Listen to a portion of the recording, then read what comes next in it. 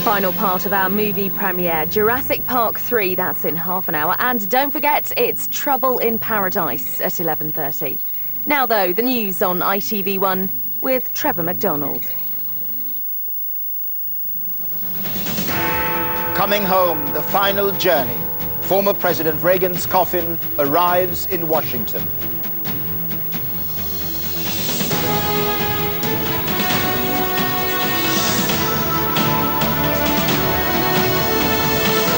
With emotion and gratitude, America prepares for its biggest public funeral for more than 30 years.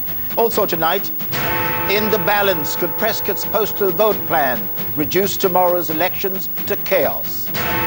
Reveal the police blunders that allowed Caroline's attacker to escape. And superstars at war, how teammates will turn foes at Euro 2004. And on tonight's calendar, the man who asks, was he poisoned by the Ministry of Defence after taking part in government tests?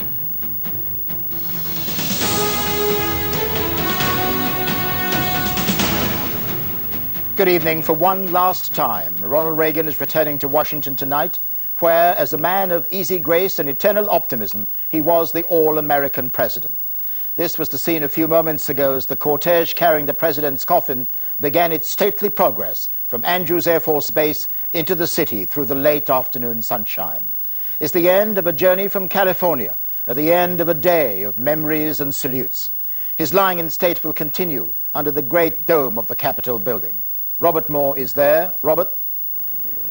Well, that's right, Trevor. Ronald Reagan's body arrived here in Washington a few minutes ago, and it will lie in state here, where hundreds of thousands of Americans will want to pay their respects. Here for the funeral will be Tony Blair, Baroness Thatcher, and the Prince of Wales.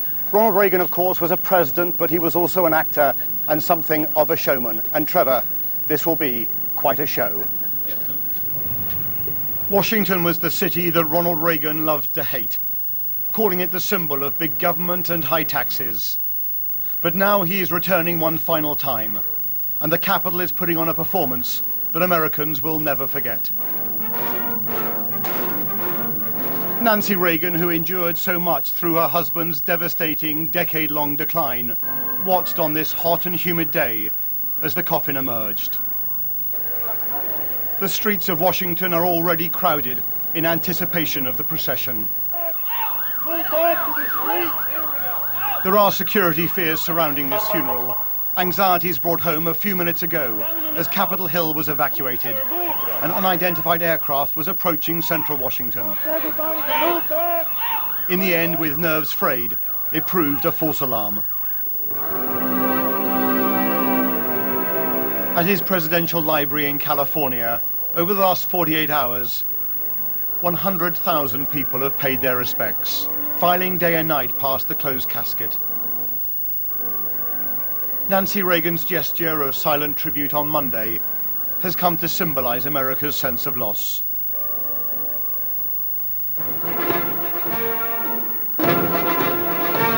The full pomp and ceremony of a presidential funeral began as the coffin departed the library.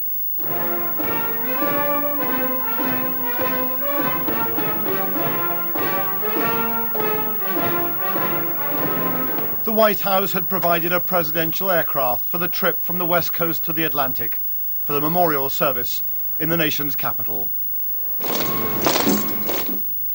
In Washington, rehearsals are already well underway. This will be the biggest state event for over 40 years, and in many ways will mirror the last great presidential funeral, that of John F. Kennedy in 1963. A riderless horse will feature again, so too a procession down Constitution Avenue. In a tradition that dates back to Abraham Lincoln, Reagan's body will lie in state underneath the dome of Capitol Hill before the funeral service itself on Friday morning. Well, as I say, thousands of Americans are already on the streets. You can see them there on Constitution Avenue, waiting for the funeral procession to come towards Capitol Hill. Of course, Ronald Reagan's final journey will be on Friday when he is flown back to California. He'll be buried in a small plot beside his presidential library. Everything here has been meticulously timed.